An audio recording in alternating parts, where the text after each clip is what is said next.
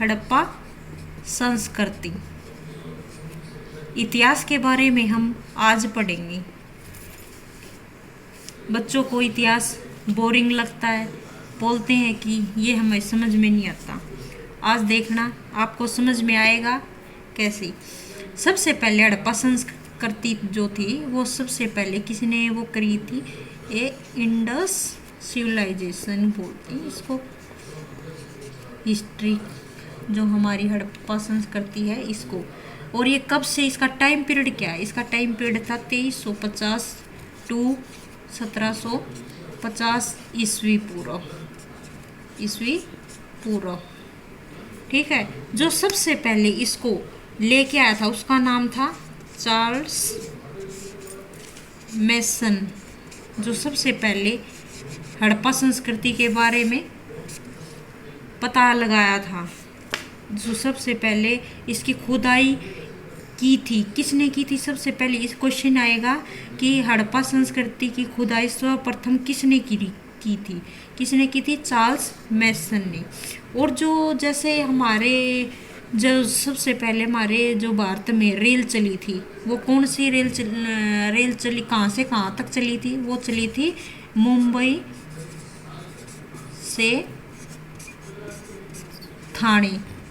से थाने। और कितने किलोमीटर थी वो? 34 किलोमीटर की थी वो। और ये उस रेल को क्या बोलते हैं? उस रेल को बोलते हैं ब्लैक ब्यूटी। उस रेल को क्या बोलते हैं? Black beauty. उस रेल का नाम है ये। वो कहाँ से कहाँ तक? मुंबई से थाने 34 किलोमीटर की थी। ये चलाई किसने थी? जो ये रेल थी ये किसने चलाई थी? ये चलाई थी लॉर्ड डलहौजी। ये चलाई थी लॉर्ड डलहौजी ने। मुंबई से थाने, ये आप सब नोट कर ले, स्क्रीनशॉट ले ले। देखना अभी आपको कैसे याद करवाती हूँ मैं। जो हड़प्पा संस्कृति थी वो इंडस सिविलाइजेशन था। उसका टाइम पीरियड क्या था? 2350 टू 1750 ईस्वी। ये सबसे पहले जो हड़प्पा संस्कृति थी इसके बारे में हमें किसने बताया? चार्ल्स मेसन ने। ये और जो हमारे जो भारत में जो रेल चली थी वो कहाँ तक कहाँ थे? मुंबई से थाने। प्रश्न आएगा कि कहाँ से कहाँ तक रेल चली थी? मुंबई से थाने। कितने किलोमीटर थी? 34 किलोमीटर। उस रेल का नाम क्या था? Black beauty. ये चलाई किसने थी? लॉर्ड डलहौजी ने। ठीक है स्टूडेंट, अभी मैं आपको पूरी हड़प्पा संस्कृति के बारे में बताऊंगी। अब जो हड़प्पा संस्कृति के लोग थे, जो हड़प्पा संस्कृति है, ये लोगों के सामने कौन लेके आया था? ये लेके आया था दयाराम साहनी। कब लेके आया था? 1921 में। कब लेके आया था? 1921 में। जो हमारी हड़प्पा संस्कृति है उसका आकार क्या है? उसका आकार है त्रिभुजाकार। कैसा आकार है? त्रिभुज के आकार का, त्रिभुजाकार। इसका हड़प्पा संस्कृति का जो आकार है वो कैसा है? त्रिभुजाकार।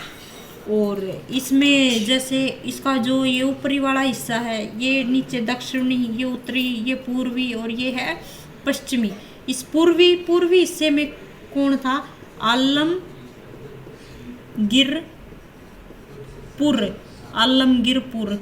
इसका नाम क्या था? आलमगीरपुर। जो कहाँ पे है? ये यूपी मेरठ में। कहाँ पे है ये? यूपी मेरठ में। और जो सबसे इसका ऊपरी भाग है इसको बोलते हैं मांडा। क्या बोलते हैं? मांडा। या कई बुकों में लिखा होता है इसका मांद्रा। ये कहाँ पे है? ये है जम्मू कश्मीर में। और जो इसका ये पश्चिमी भाग है, ये कहाँ है? ये कौन सा है? ये है सुतकांगेडोर। कहाँ पे है ये? सुतकांगेडोर कहाँ पे है? सुतकांगेडोर है ये कहाँ पे है? ये है बलिस्तान।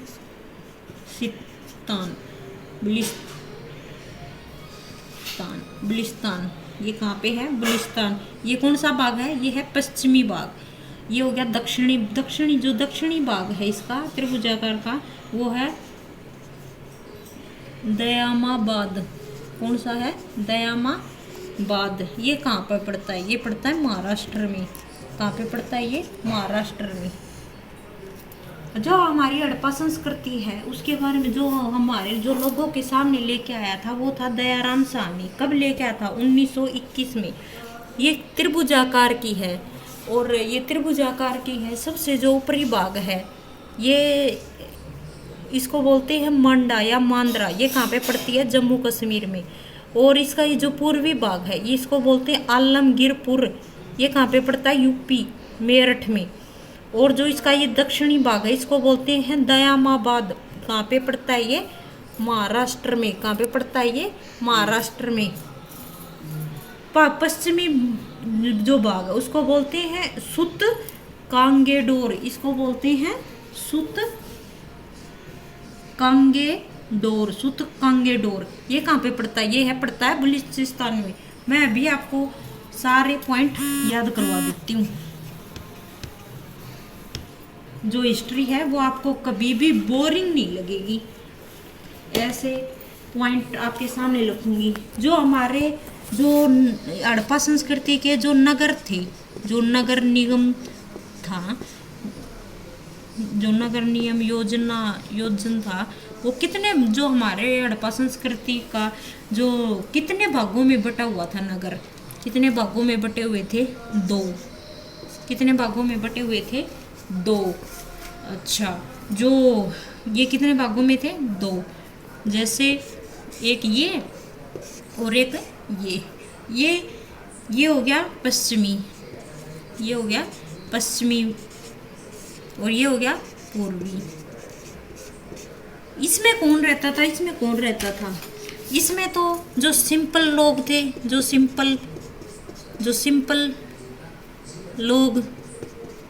सिंपल लोग थे वो रहते थे। और इसमें कौन था? इसमें जो लोग रहते थे वो थे पुरोहित। कौन रहता था? पुरोहित रहते थे। और इसे क्या बोलते थे? इसे बोलते थे दुर्ग। क्या बोलते थे? दुर्ग। और इसके चारों ओर वो बाड़ लगाई हुई थी। ये अपनी ओर पूरी सेफ्टी कर रखी थी इन्होंने कि कोई भी अब हमला करे, कोई भी बाढ़ आए, कैसा भी कुछ भी जो उनके ऊपर संकट था वो इससे सुरक्षित थे, जो पुरोहित लोग थे। और जो सिंपल लोग थे वो बेचारे अपने की तरह सिंपल, इनको कोई भी खतरा आता वो सब निपटना पड़ता था इन पूर्वी जो लोग रहते थे। इसलिए ये ऊपर का भाग होता था।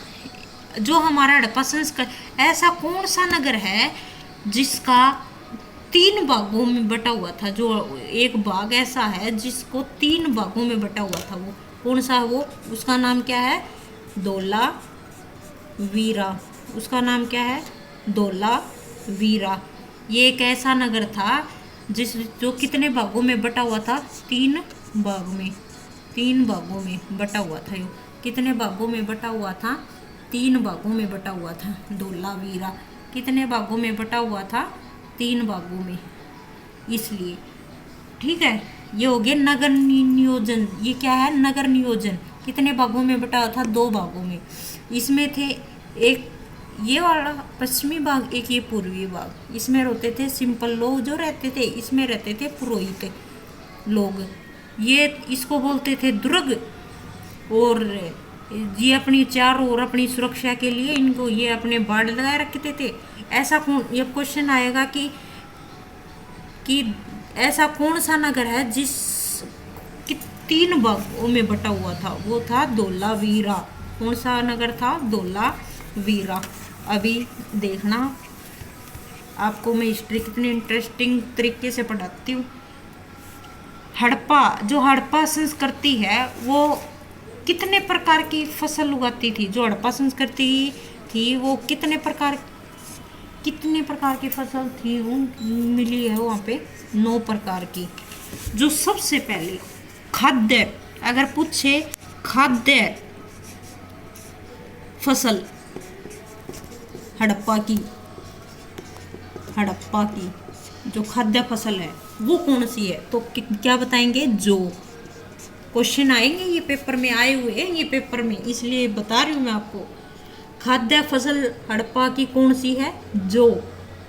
जो इनके साक्ष्य मिले हड़प्पा में। और जो सबसे पहले फसल, सबसे पहले ऐसे बोलेगा, सबसे पहले फसल कौन सी ज्यादा उत्पादन या कौन सी ज्यादा मिली है वहां पे? कौन सी है? कपास। कपास। जो हड़प्पा है वो कपास को क्या बोलती है? सिंडोम। क्या बोलती है? सिंडोम। क्या बोलती है? सिंडोम। जो हड़प्पा के जो लोग थे वो कपास को सिंडोम बोलते थे।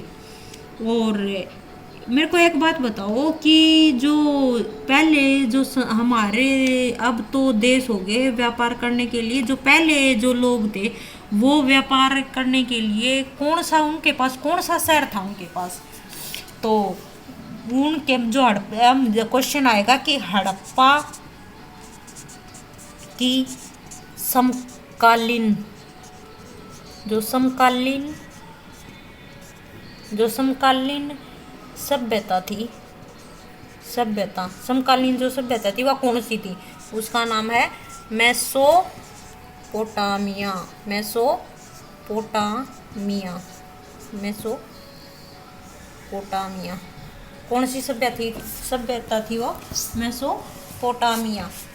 सब यह क्वेश्चन आएगा कि सबसे पहले खाद्य पदार्थ, जो खाद्य फसल है वो कौन सी है? जो। सबसे पहले फसल कौन सी उगाई थी? वो कपास। ये है खाद्य और ये है सिंपल फसल। और इस फसल को, कपास को हड़प्पा में क्या कहते थे? सिंडोम। हड़प्पा की समकालीन, अब क्वेश्चन पूछेंगे नेक्स्ट, हड़प्पा की समकालीन सभ्यता क्या थी? मेसोपोटामिया। इसमें ये लोग मेसोपोटामिया का प्रयोग कहाँ करते थे? व्यापार प्रणाली करने के लिए, व्यापार करने के लिए इसका प्रयोग करते थे। अच्छा, जो इसमें और क्या था? जो ये अपनी पहले था, अब तो जैसे पैसे दे के वो करते हैं, पहले कैसे व्यापार करते थे? वस्तु विनिमय करके, वस्तु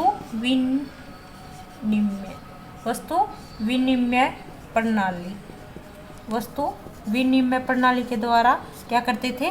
व्यापार। जो मेरे को एक बात बताओ, जो हड़प्पा का महत्वपूर्ण बंदरगाह है वो कौन सा है? महत्वपूर्ण बंदरगाह कौन सा है? लोथल। ये लोथल कहाँ पड़ता है? गुजरात में।